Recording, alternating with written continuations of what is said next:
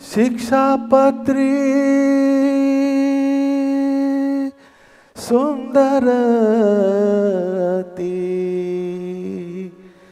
તમે સાંભળજો મુજ જન, લખુવસી વરતાલમાં.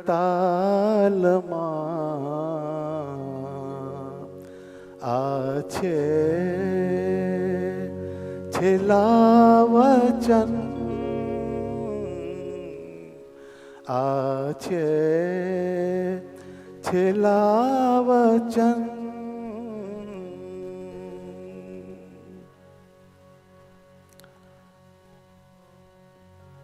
સતશાસ્ત્ર સહુનું છે આ સાર રે, બુદ્ધિ માહી મેં કરી વિચાર,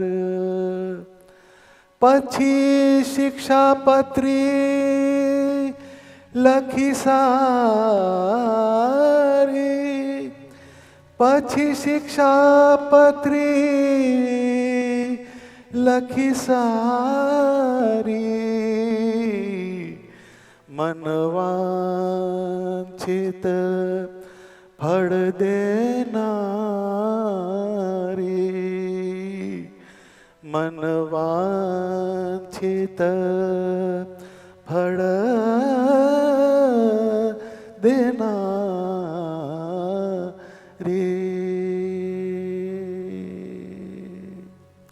સહજાનંદ સ્વામી મહારાજની જય.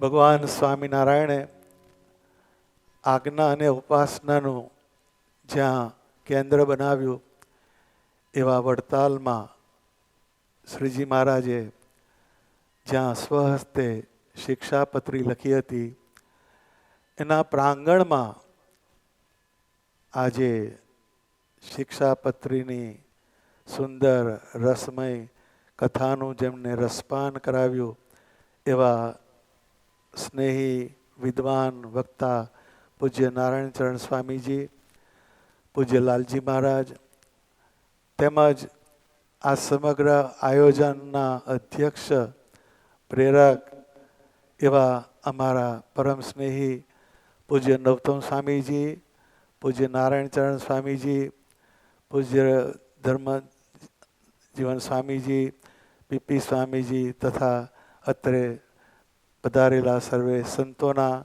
ચરણોમાં આદરપૂર્વક જય સ્વામિનારાયણ તથા સર્વે હરિભક્તોને જય સ્વામિનારાયણ.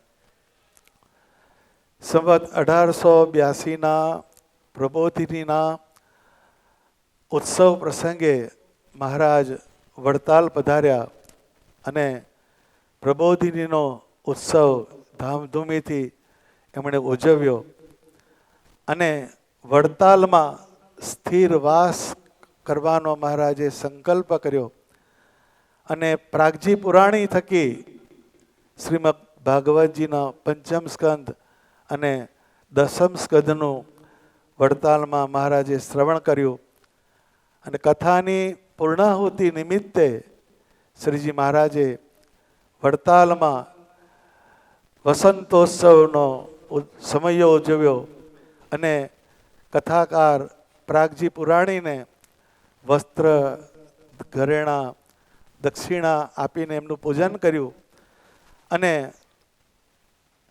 1000 બ્રાહ્મણ મહારાજે તે વખતે જમાડ્યા છે. આવો સત્સંગી જીવનમાં ઉલ્લેખ છે. શ્રીજી મહારાજ વડતાલમાં લાંબો સમય રોકાવ્યા. એ સમય દરમિયાન એમણે બધા ધર્મગ્રંથોનું શ્રવણ કર્યું. સતાનંદ સ્વામી લખે છે કે વસંત પંચમીના શુભ દિવસે અપરાહ્ન કાળે એટલે કે બપોર પછી ધર્માત્મા શ્રી હરિએ શુકાનંદ સ્વામી પાસે કાગળ અને સહીનો ખડિયો મંગાવ્યા. જમણા સાથળ ઉપર લાકડાની પાટી મૂકી તેના ઉપર કાગળ મૂક્યો અને ડાબા હસ્ત વડે તે કાગળને પકડ્યો, તેથી આંગળીઓ સહેજ સંકોચાઈ અને કિંચિત નમ્ર મુખ એટલે કે થોડું નીચું મસ્તક રાખીને સ્વામિનારાયણ ભગવાને શિક્ષાપત્રી લખવાની શરૂઆત કરી. સ્વામીનું આ પેન પિક્ચર બહુ જ સમજવા જેવું છે. આમાં શિક્ષાપત્રીનું લેખન શ્રીજી મહારાજે જ કરેલું છે. એ બાબતમાં કોઈ બીજો મતાંતર ના થાય એની એક વાત સ્પષ્ટ થઈ. એક લાઈવ ટેલિકાસ્ટ જેવી આ વાત સ્વામીએ લખી છે. લખું વસી વરતાલમાં, આ છે છેલ્લા વચન. શ્રીજી મહારાજે જે છેલ્લા વચન લખ્યા તો કહેવાય છે કે લગભગ 300 જેટલા ધર્મગ્રંથોનો સાર શ્રીજી મહારાજે શિક્ષાપત્રીમાં ગ્રંથસ્થ કર્યો છે. એમના જીવનકાળમાં સૌના આચાર્ય, સૌના ગુરુ, સૌના ઉપદેષ્ટા તરીકે એમનો જે અનુભવ, એમનું જે ચિંતન અને અધ્યયન, એનો નિષ્કર્ષ શ્રીજી મહારાજે શિક્ષાપત્રીમાં મૂક્યો છે. આ એમના છેલ્લા વચન છે. એમાં કમાન્ડમેન્ટ નથી, હુકમ નથી, પણ આમ કરવું અને આમ ન કરવું એવા આજ્ઞા વચન છે, જેમાં કરુણા અને પર કલ્યાણની એક વાત સતત આપણને જોવા મળે છે. શ્રી ભગવાને ગીતામાં કહ્યું, ઋતુનામ કુસુમા કરહ, ઋતુઓમાં હું વસંત છું. વસંત એટલે આનંદ, ઉલ્લાસ. પરંતુ વસંત પહેલા પાનખર પણ હોય. એટલે મહારાજ જ્યારે આ પૃથ્વી પર પ્રગટ થયા એ વખતે ઘણા જીવોના જીવનમાં શ્રદ્ધા, ભક્તિ, પ્રેમ, દયા, તપ, વ્રત, દાન, સંયમ, અહિંસા આની એક પાનખર બેઠી હતી. પરંતુ શિક્ષાપત્રીના અનુસરણથી અનેક જીવ શ્રદ્ધાવાન, ભક્તિવાન, સદાચારી, દયાવાન અને સંયમી, અહિંસક સાધક બનીને અધ્યાત્મના યાત્રી બન્યા. એની નોંધ મુક્તાનંદ સ્વામીએ લીધી. આજ પંચમી સુભગ દીન, ખૂબ ખીલ્યો ઋતુરાજ, પુરુષોત્તમ પદ રત ભયો, તા ઘર સદા બસંત, સબ ઋતુરાજ બસંત હૈ. પુરુષોત્તમ સ્વામિનારાયણ ભગવાન એમના ચરણમાં જેમણે પોતાનું મન જોડ્યું, પોતાનો આત્મા જોડ્યો, એમના જીવનમાં વસંત બેઠી કહેતા એમના જીવનમાં ધર્મ, જ્ઞાન, વૈરાગ્ય અને ભક્તિના ગુણ ઉત્કર્ષને પામ્યા. શિક્ષાપત્રી ઉપદેશનું શાસ્ત્ર નથી, પરંતુ આપણા જીવનની સાથે ચાલનારું શાસ્ત્ર છે. આપણા જીવનની અંદર ભુક્તિ અને મુક્તિ, ભુક્તિ કહેતા આ લોકનું સુખ કેવી રીતે મળે એ આર્ટ ઓફ લિવિંગ એ ભગવાને બતાવી. આર્ટ ઓફ LIVING એટલે જીવન જીવવાની કળા. અને મુક્તિ એટલે દેહ જ્યારે મૂકીએ ત્યારે ભગવાનના ધામમાં જવાની આર્ટ ઓફ લિવિંગ LEAVING. આ દેહમાંથી નીકળીને પરમાત્માના ધામમાં જવાની એક આર્ટ એ સ્વામિનારાયણ ભગવાને શિક્ષાપત્રીમાં બતાવી. શિક્ષાપત્રી આપણી ફ્રેન્ડ, ફિલોસોફર અને ગાઈડ છે. જેમ કોઈ મિત્ર હોય એ માર્ગદર્શન આપે, ફિલોસોફર હોય એ તમને અધ્યાત્મ સમજાવે, અને ગાઈડ હોય એ પથદર્શક બને. એમ આપણા જીવનમાં શિક્ષાપત્રી જે છે એ નેવિગેટર સમાન છે. નેવિગેટર જેમ સેટેલાઇટના માધ્યમથી આપણે જે ડેસ્ટિનેશન પર જવું હોય એનો રસ્તો અજાણ્યા હોય તો પણ એ રસ્તે તમને સહેલાઈથી લઈ જાય અને ઝડપથી લઈ જાય. એમ અહીંયા સેટેલાઇટની જગ્યાએ સ્વામિનારાયણ ભગવાન છે અને શિક્ષાપત્રીના વચન છે એ નેવિગેટર છે. આપણે જીવનના કોઈ પણ પડાવમાં કોઈ પણ ક્રિયા કરીએ તો જેમ કે કોઈ પૃથ્વી એટલે લેન્ડ અને પૈસો એનું ટ્રાન્ઝેક્શન કરતું હોય ત્યારે શિક્ષાપત્રી તરત બતાવે કે સાક્ષી વગર લખત કર્યા વગર કોઈ પણ ડોક્યુમેન્ટ કરવો નહીં. એ આ નેવિગેટર છે. શિક્ષાપત્રી આપણને બાહ્ય શુદ્ધિ અને આંતરિક શુદ્ધિના ઉપાય બતાડે છે. સમાજશાસ્ત્ર, અર્થશાસ્ત્ર, નીતિશાસ્ત્રની ઉત્કર્ષ જે સમજણ એ આપણને શિક્ષાપત્રીમાંથી મળે છે. મનુષ્યનો વ્યક્તિગત, સામાજિક, ધાર્મિક અને આધ્યાત્મિક વિકાસ એને જો કોઈ પથદર્શક હોય તો એ આ શિક્ષાપત્રી છે. શિક્ષાપત્રી સમયની સાથે ચાલનારું શાસ્ત્ર છે. આપણી હિન્દુ પરંપરામાં મનીષીઓએ સત્યમ વદ, ધર્મમ ચર આવા સૂત્રો આપ્યા, પણ શ્રીજી મહારાજે સત્યમ વદમાં એક મોડિફિકેશન આપ્યું કે જે વચન બોલવે કરીને પોતાનો તથા પારકાનો દ્રોહ થાય એવું જે સત્ય વચન તે ક્યારેય બોલવું નહીં. જેમ કે કોઈ ખાટકી હોય એ ગાયની પાછળ પડ્યો હોય અને તમે ગાયને જતા જોઈ હોય અને તમને પૂછે કે તમે ગાયને જોઈ, તો તમારે એને કાં તો મિસગાઈડ કરવો કાં તો મને ખબર નથી એમ કહેવું. પરંતુ એ સત્ય વચન જો બોલો તો પેલું ગાયને પેલું મારી નાખે. આ સત્ય વચન બોલવાની મહારાજે ના પાડી. એવી રીતના ધર્મમ ચર મહાજનો એ ન ગતઃ સપંતા એમ લખ્યું. તો મોટા પુરુષો જે રસ્તા ઉપર ચાલ્યા એ માર્ગે ચાલવું.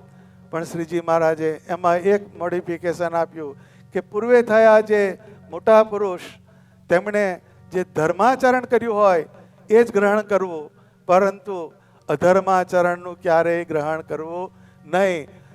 મહાભારતમાં પાંડવો જુગાર રમ્યા એટલે આપણે જન્માષ્ટમીએ જવું એવું નહીં. એ ત્યાં આગળ ભગવાને બ્રેક મારી. એટલે શિક્ષાપત્રી એ આપણા હિન્દુઇઝમનું રિવાઇઝડ ફોર્મ છે. એમાં મહારાજે બધી જુદી જુદી વસ્તુઓ સમજાવી. આપણે શિક્ષાપત્રીનો ઊંડો અભ્યાસ કરીએ એમાં 4 સ્તર જોવામાં આવે છે. એક નૈતિક એટલે મોરલ કન્ડક્ટ, બીજું સામાજિક એટલે સોશિયલ કન્ડક્ટ, ત્રીજું ધાર્મિક એટલે રિલિજિયસ કન્ડક્ટ અને ચોથું આધ્યાત્મિક એટલે સ્પિરિચ્યુઅલ કન્ડક્ટ. આ 4 સ્તર છે આપણા જીવનની અંદર. આ 4 સ્તર છે.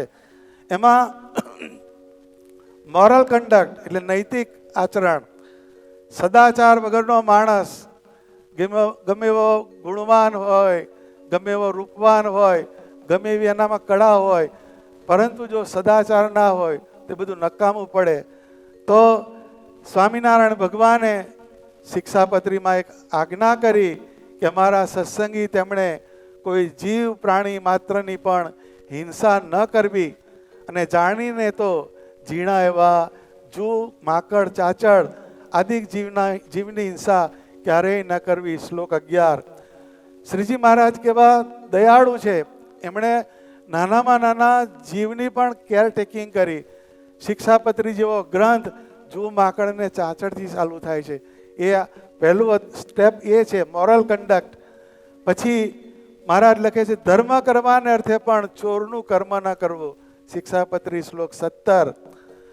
અમારા આશ્રિત પુરુષ અને સ્ત્રીઓ તેમણે વ્યભિચાર ન કરવો, જુગટુ આદિ વ્યસનનો ત્યાગ કરવો, ભાંગ, મફર, માજમ, ગાંજો આદિ કેફ કરનારી વસ્તુ ક્યારેય ખાવી નહીં અને પીવી નહીં. આ બધા મોરલ કન્ડક્ટ બતાવ્યા મહારાજે. પહેલી શરૂઆત એનાથી થઈ. આપણું આ પહેલું સ્ટેપ એ જો ખોટું હોય અને આપણે સીધા નિજાત્માનમ બ્રહ્મરૂપમાં જઈએ તો લોચો પડે. એ ભગવાન પાસે ના પહોંચાડે આપણને. પછી પોતાના કામકાજ કરવા તેડ્યા જે મજૂર, તેમને જેટલું ધન અથવા ધાન્ય દીધાનું કહ્યું હોય તે પ્રમાણે જ આપવું, તેમાંથી ઓછું ના આપવું. આ પણ એક આપણો મોરલ કન્ડક્ટમાં આવે. પછી સામાજિક, તો સમાજ સુવ્યવસ્થિત બને એની પણ સ્વામિનારાયણ ભગવાને ચિંતા કરી છે. ગૃહસ્થ આશ્રમી પુરુષ, તેમણે યુવાન અવસ્થાએ યુક્ત એવી જે પોતાની મા, બહેન, દીકરી તે સંગાથે પણ આપતકાળ વિના એકાંત સ્થળને વિશે ન રહેવું અને પોતાની સ્ત્રીનું કોઈને દાન ન કરવું. માતા, પિતા, ગુરુ તથા રોગાતુર એવા જે કોઈ મનુષ્ય, તેમની જે સેવા તે જીવન પર્યંત પોતાના સામર્થ્ય પ્રમાણે કરવી. આ બધા સોશિયલ કન્ડક્ટમાં આવે. અત્યારે શ્રીજી મહારાજની આ એક આજ્ઞા 139મા શ્લોકની, એને જ આપણે જો જોઈએ તો એના ઉપર કરોડો રૂપિયાની હોસ્પિટલો ચાલે છે. એ શ્રીજી મહારાજના એક વચન, એનો એક પ્રભાવ છે. મહારાજે ધાર્મિક વસ્તુ માટે લખી કે માર્ગને વિશે ચાલતે થકે શિવાલય આદિ જે દેવ મંદિર આવે તેને જોઈને તેને નમસ્કાર કરવો અને આદર થકી તે દેવનું દર્શન કરવું. શ્લોક 23.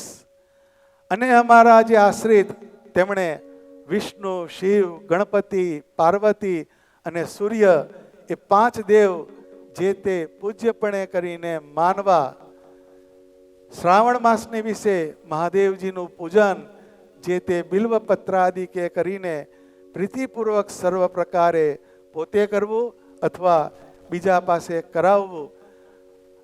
તેમજ એક શ્લોક મહારાજે એવો લખ્યો કે બ્રાહ્મણાદિક ને જે ત્રિપુંડ જે આડું તિલક કરવું તથા રુદ્રાક્ષની માળા ધારવી, આ બે પોતાની કુળ પરંપરાએ કરીને ચાલ્યા આવ્યા હોય અને તે બ્રાહ્મણાદિક અમારા આશ્રિત થયા હોય તો પણ તેમણે ત્રિપુંડ અને રુદ્રાક્ષનો ક્યારેય ત્યાગ ન કરવો.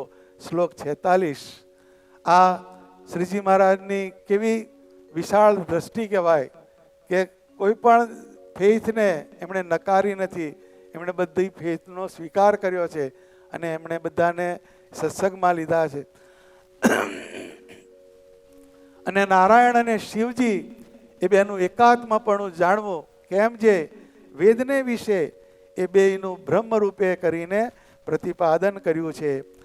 આ બધા આજ્ઞા વચન એ આપણા હિન્દુ સનાતન ધર્મના મૂળ સત્યને ઉજાગર કરનારા અને એકેશ્વરવાદનું સમર્થન કરનારા વચન છે. આ શિક્ષાપત્રી બહુ જ નટસેલ ફોર્મમાં મહારાજે લખી છે, પણ એ ગાગરમાં સાગર જેવી શિક્ષાપત્રી છે. છેલ્લું સ્ટેપ અધ્યાત્મનું આવે છે. તો સ્થૂળ સૂક્ષ્મને કારણ એ 3 દેહ થકી વિલક્ષણ એવો જે પોતાનો જીવાત્મા, તેને બ્રહ્મરૂપની ભાવના કરીને તે બ્રહ્મરૂપે કરીને શ્રી કૃષ્ણ ભગવાનની ભક્તિ જે તે સર્વકાળને વિશે કરવી. અને શ્રી કૃષ્ણ ભગવાન અને શ્રી કૃષ્ણ ભગવાનના જે અવતાર તે જે તે ધ્યાન કરવા યોગ્ય છે, માટે તેમનું ધ્યાન કરવું. અને મનુષ્ય તથા દેવાદિક જે જીવ તે તો શ્રી કૃષ્ણ ભગવાનના ભક્ત હોય અને બ્રહ્મવેત્તા હોય તો પણ ધ્યાન કરવા યોગ્ય નથી, માટે એમનું ધ્યાન ન કરવું. એક અધ્યાત્મની જે વાત એ પણ મહારાજે બહુ જ સ્પષ્ટ સમજાવી છે. એ સિવાય ધર્મ, જ્ઞાન, વૈરાગ્ય એની પણ જુદી જુદી વ્યાખ્યા મહારાજે શિક્ષાપત્રીમાં સમજાવી. અને 107મા શ્લોકમાં કહે છે ભગવાન કે જે ઈશ્વર છે તે જે તે જેમ હૃદયને વિશે જીવ રહ્યો છે તેમ જીવને વિશે અંતર્યામીપણે કરીને રહ્યા છે ને સ્વતંત્ર છે ને સર્વ જીવને કર્મ ફળના આપનારા છે, એમ ઈશ્વરને જાણવા. અને તે ઈશ્વર કયા? તો પરબ્રહ્મ પુરુષોત્તમ એવા જે શ્રી કૃષ્ણ ભગવાન તે ઈશ્વર છે અને તે આપણા ઈષ્ટદેવ છે અને ઉપાસના કરવા યોગ્ય છે અને સર્વ અવતારના કારણ છે. આ શિક્ષાપત્રીનું મધ્યનું મંગલાચરણ છે. પરંતુ આની અંદર મહારાજે ઉપાસનાની એક વાત બતાડી. તો આજ્ઞા અને ઉપાસના આ બે પક્ષીની પાંખો છે. એ પક્ષી જેમ બે પાંખથી ઉડે છે એમ સ્વામિનારાયણ ભગવાને વડતાલમાં જે શિક્ષાપત્રી લખી એ એમની આજ્ઞા છે. અને વડતાલમાં જે હરિકૃષ્ણ મહારાજ પધરાવ્યા એ આપણા સર્વના ઈષ્ટદેવ છે. અને આપણે એકાંતિક ભાવે ઉપાસના કરવા યોગ્ય એવું જે પરમ તત્વ છે આ વાતને દ્રઢ કરવાની એ વાત ભગવાને સમજાવી છે. શ્લોક 121માં ભગવાન બતાવે છે, અમારો મત તે વિશિષ્ટાદ્વૈત છે એમ જાણવું, અને અમને પ્રિય એવું જે ધામ તે ગોલોક છે એમ જાણવું, અને તે ધામને વિશે બ્રહ્મરૂપે કરીને શ્રી કૃષ્ણ ભગવાનની સેવા કરવી તેને અમે મુક્તિ માની છે એમ જાણવું. અહીંયા સ્વામિનારાયણ ભગવાને મુક્તિની એક વ્યાખ્યા બતાવી. મુક્તિ એટલે શું? એટલે મુક્તિ એટલે મુકાવું, પણ મુકાઈને ક્યાં જોડાવું? તો ભગવાન પુરુષોત્તમ નારાયણ એવા સ્વામિનારાયણ ભગવાન, એમના ચરણની અનુરક્તિ, એમના ચરણનું સામીપ્ય એ જ મુક્તિની વ્યાખ્યા છે. એમની સેવા એને જ ભગવાને મુક્તિ કહી છે. તો જે નિષ્કુળાનંદ સ્વામીએ શિક્ષાપત્રી ભાષા લખી એના મેં શરૂઆતના મંગલાચરણ ગાયેલા છે. પણ એમાં જે ભગવાને કહ્યું સતશાસ્ત્ર સહુનો આ સાર રે, બુદ્ધિ માહી મેં કરી વિચાર રે, પછી શિક્ષાપત્રી લખી સારી રે, મનવાંછિત ફળ દેનારે. સ્વામિનારાયણ ભગવાને અત્યંત વિચારપૂર્વક આ શિક્ષાપત્રી લખી છે. જેમ કોઈ પિતા હોય એના કુટુંબીજનોને, એના વારસોને એક મૂડી આપતો જાય, એમ સ્વામિનારાયણ ભગવાને શિક્ષાપત્રી લખી અને આપણને સૌને આપી.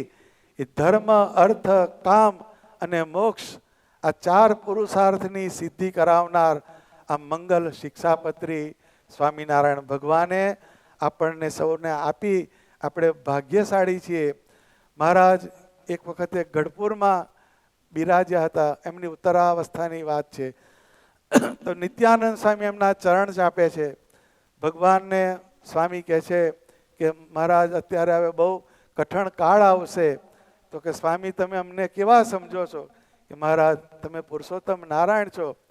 પછી શ્રીજી મહારાજ જે એક વાત સમજાવે છે એ બહુ સમજવા જેવી વાત છે. દલપતરામે એનો ઉલ્લેખ કર્યો, સત્સંગ છે મુજ અંગ, ભલા ભાવથી ભાળો અભંગ, બે આચાર્ય નેત્ર પ્રમાણો, સંત સત્સંગી અવયવ જાણો, શિક્ષાપત્રી છે મારું સ્વરૂપ, માનજો એની આજ્ઞા અનુપ, નથી દૂર જતો હું ક્યાંય, સદા વસું છું સત્સંગમાય, સદા વસું છું સત્સંગમાય. ભગવાન કહે છે સત્સંગ છે મુજ અંગ, ભલા ભાવથી ભાળો અભંગ, બે આચાર્ય નેત્ર પ્રમાણો. બે આચાર્યની મેં જે સ્થાપના કરી એ મારા નેત્ર સમાન છે. એ જ્યારે તમને દીક્ષા આપે, ગુરુ મંત્ર આપે, ત્યારે તમે આ સત્સંગની અંદર કઈક વસ્તુનો સાક્ષાત્કાર કરી શકો છો. એટલે એને નેત્ર તુલ્ય કહ્યા.